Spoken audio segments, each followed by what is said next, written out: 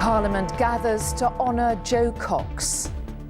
On her empty seat in the Commons, roses to remember an MP loved and respected by so many. She died doing the job that she loved, in the place that she loved, representing the people that she loved. Batley and Spen will go on to elect a new MP, but no one can replace their mother.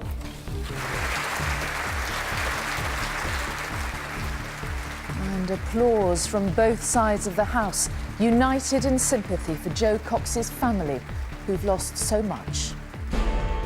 Also tonight, the referendum gloves come off again. Farage accuses Cameron of exploiting the MP's death. A new contract for Ched Evans signed up by Chesterfield just 3 months before his rape trial. And Rooney gets a rest at the Euros on a big night for both England and Wales.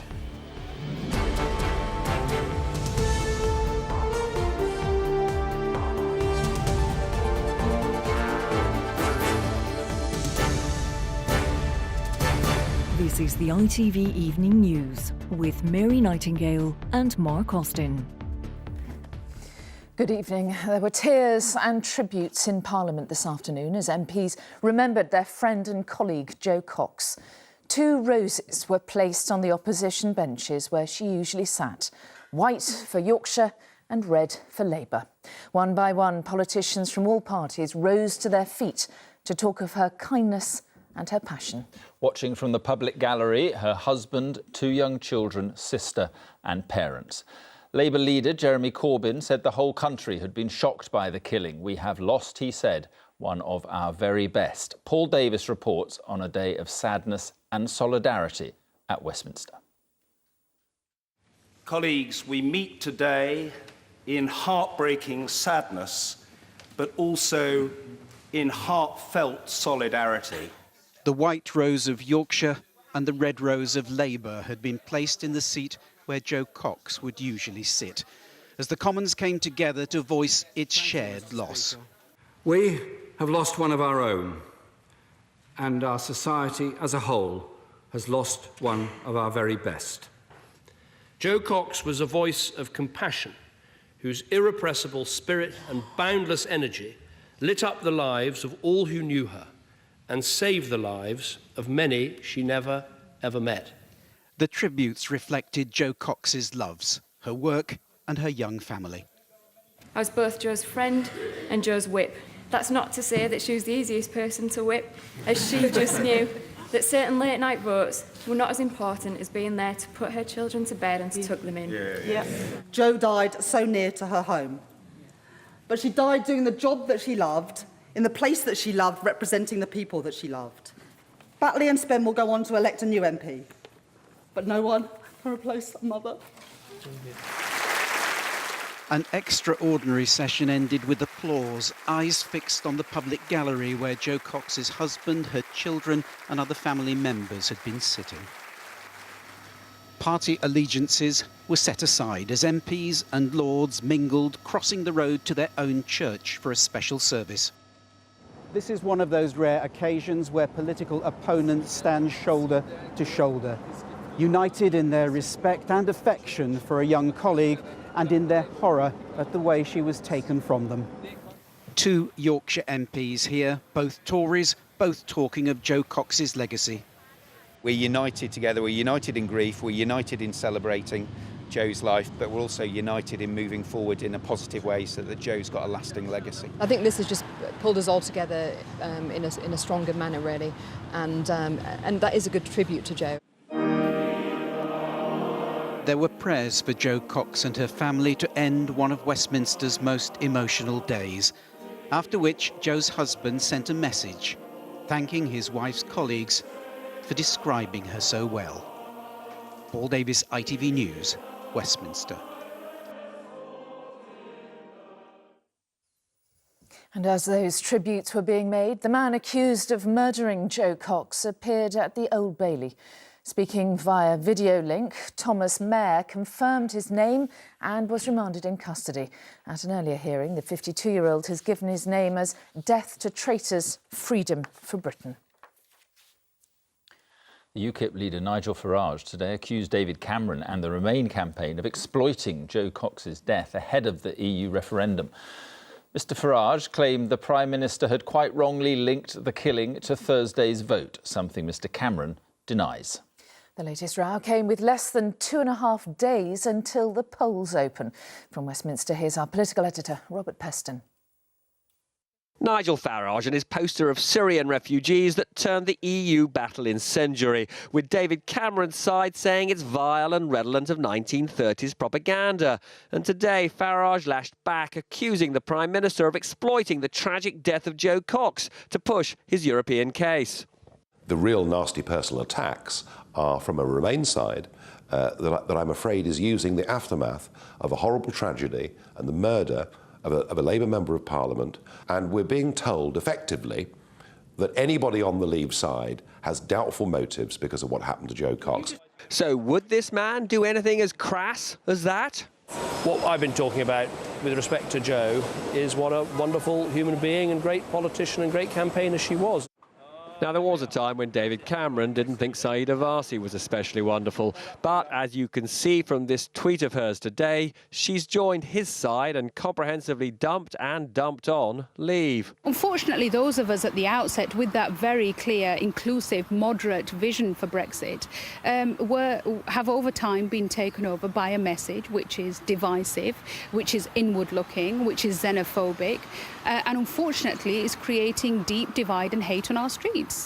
Well, I'm sorry that Baroness Varsi said what she said today. She's not been a part of the Leave campaign up to now. I wasn't aware that she was even on the same side as me in this argument.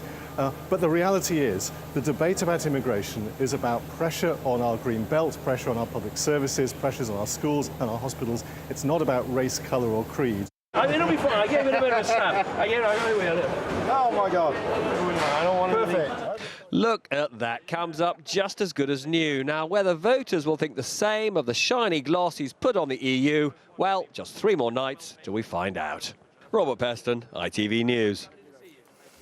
Well, leading Leave campaigner Boris Johnson told ITV News today that he too is angered over UKIP's Breaking Point poster. Mr Johnson said he hopes voters see a difference between him and Nigel Farage, but he insisted Britain must take back control of immigration. He spoke to our national editor, Allegra Stratton, on another busy day of campaigning. A man in a hurry. Boris Johnson has 3 days to get out his vote, but first he has to get his train. Hello, how are you? Nice to see you. You needed a coffee, right? Last week, Vote Leave had momentum, but have they driven into worse weather? Saida Varsi was today as critical of Vote Leave on immigration as UKIP. Saida, I didn't know was such a passionate Brexiteer, but anyway, that if she's objecting to the poster that UKIP produced, then I share her feelings. But have Vote Leave and UKIP been too similar?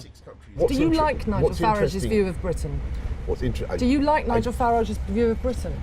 Well, as I've said to you... Do you not like Nigel Farage's As I've said to you, I'm a believer in the benefits of immigration. Do you like Nigel Farage's... I'm a proud descendant of immigrants. So you don't like Nigel Farage's view of Britain? It depends what that view is. I mean, people... It's quite clear. We've known it for years what his view of Britain is. If you mean, do I believe in a narrow-minded, insular, bigoted, xenophobic sort of Britain? No, I certainly don't. But I think probably lots of UKIP people would say that that's not their vision either. Boris Johnson driving a loading truck for the first time ever. He must pile up mountains of votes in places like Ipswich to win on Thursday. But to do that, needs to bury the Remain camp's economic warnings. The facts as I see them are that the EU is economically going in the wrong direction. It's a zone of low growth. Its regulations are, I think, holding this country back. It's massively anti-democratic.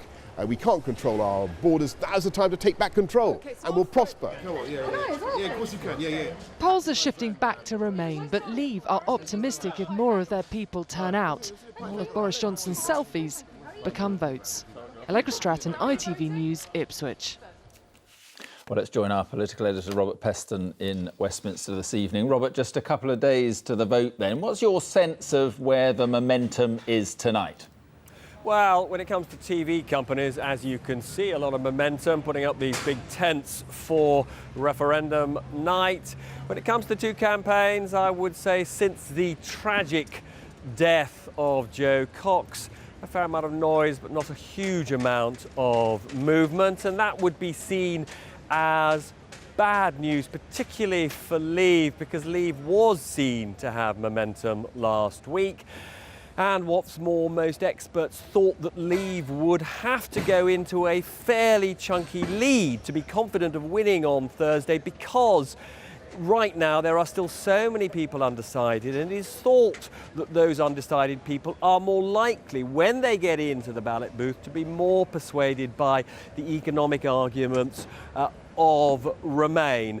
Now, you can see that growing confidence of the Remain side reflected in movements in the stock market. The pound rose, stocks rose, the betting odds have moved very firmly in favour of Remain. But as somebody who's been an observer of these things for many years, I don't always trust the betting markets. There's still a lot to play for over the coming few days. All right, Robert, thank you very much indeed. OK, moving on now. Ched Evans is returning to professional football despite facing a rape trial later this year. The 27-year-old has been signed by Chesterfield just a few weeks after his original conviction was quashed. Our sports correspondent Ian Payne is outside the club stadium. Now, Ian, this is going to be a pretty controversial signing, isn't it? Yes, Mary. For some people, it's going to be very, very controversial. For others, not, and that includes Chesterfield Football Club. They say it's a done deal, and they've offered him a one-year deal with an option to renew it after 1 year. And they've already posted a picture of Ched Evans holding the club shirt to prove it. Now, Ched Evans was convicted of rape. He's already served a jail sentence. Since then, though, he's had his original conviction quashed by appeal, and he's now got to face a new trial, which starts during the football season in October. Ched Evans himself this evening has said he's excited. He hopes to make a valuable contribution to the club, the fans and the community. The club themselves here have said this evening in a statement. Chesterfield Football Club have given a great deal of thought to this signing, and following the court's decision, we are in no doubt that Ched Evans should be welcomed back into his profession as a professional footballer. Now, I've been told that Chesterfield wanted to sign him maybe a year ago, but they felt the furore would be too great. They've asked Ched Evans to be left alone to get on with pre-season training. I don't think that's going to happen. All right, Ian Payne in Chesterfield, thank you. Still to come on the ITV Evening News, the latest woman to make allegations of sexual assault against Clement Freud. And we are live in France ahead of final group games for England and for Wales as they hope to qualify for the next round of Euro 2016. Those stories and more after the break. Join us then.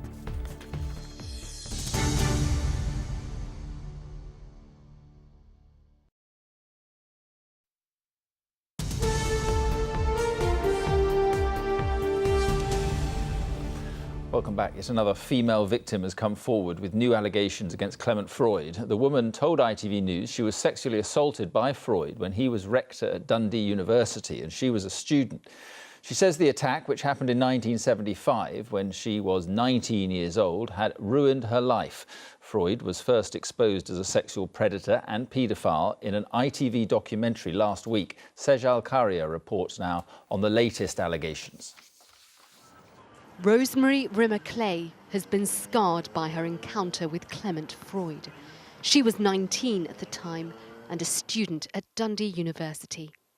Freud had been rector, whom she described as a childhood hero of hers. They met one night in 1975 at a Burns supper, when he came over and introduced himself before inviting her to go for a coffee. I genuinely thought, do you want to go and have some coffee? Meant, do you want to have some coffee?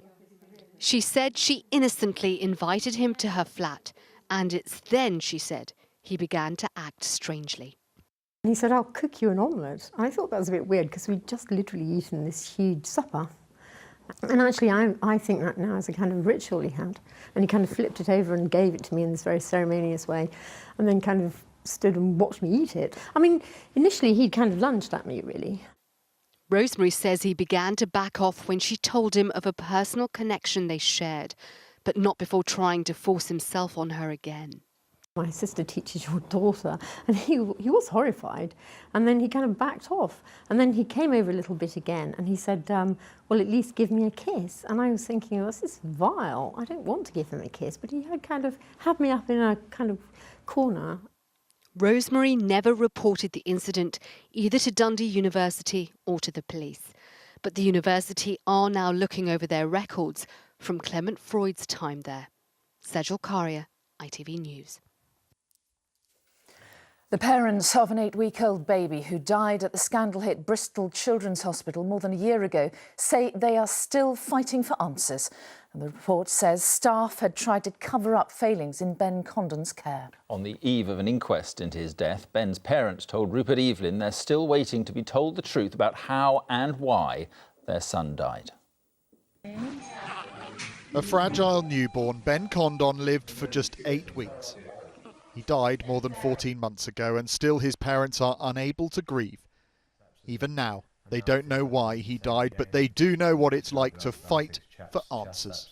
It is like living in hell. It's the worst pain in the world is to lose your child, but then everything afterwards, and you can't just...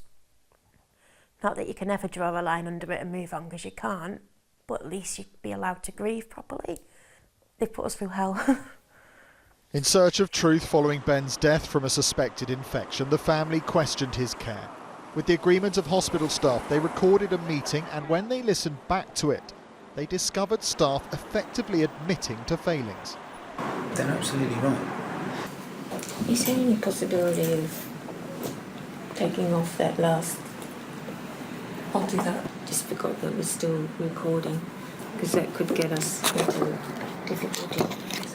I don't know how to do it without deleting everything. This wasn't just, doctors and nurses. These were real high senior figures who were investigating, and the investigations were appalling. And actually, the investigations didn't even look into the allegations we've made. The report commissioned by the hospital says they lost sight of the fact this was a grieving family and failed to get a grip of their complaints. The Trust say they are truly very sorry and accept in full the report. With Ben's inquest due to start tomorrow, his parents now hope to finally understand why he died. Rupert Evelyn, ITV News, Bristol. The FBI has released a partial transcript of a 9/11 call with the gunman who killed 49 people at a gay nightclub in Orlando last week. Omar Mateen told negotiators he was an Islamic soldier and that he had put suicide vests on hostages. And here there are warnings that a rise in obesity could cause more than 7 million new cases of disease over the next 20 years. The Obesity Health Alliance says there will be a rise in diabetes, heart disease and cancer. Football, and it's a big night ahead for England and Wales in the European Championships, with both aiming to make it through to the knockout stages. England, who'll be without Wayne Rooney, need to beat Slovakia to finish top of their group, though a draw would see them through. Wales cannot lose against Russia, and there's also concerns about fan violence, with authorities in Toulouse on high alert for trouble. Well, in just a moment, we'll have the latest live from both stadiums. But first, Emma Murphy reports on a crucial night. For Wales, there's such a lot resting on one game. Victory here in Toulouse would take them through to the knockout stages for the first time since 1958. But the pressure is not just about what goes on the pitch. The clash against Russia is seen as a high-risk match due to fears of more violence from Russian ultras. Security is high, but fans are determined to enjoy every step of their footballing odyssey. It's a hard ask, but I think we are confident we're going to win this game 2-0, I think. Hopefully Gareth Bale sticks another free kick away for us. In St Etienne, where England's fans are preparing for the match against Slovakia, it's party time. Both sets of fans making the most of the tournament. After most day in Lille, this is by far the best atmosphere. A real celebration of football.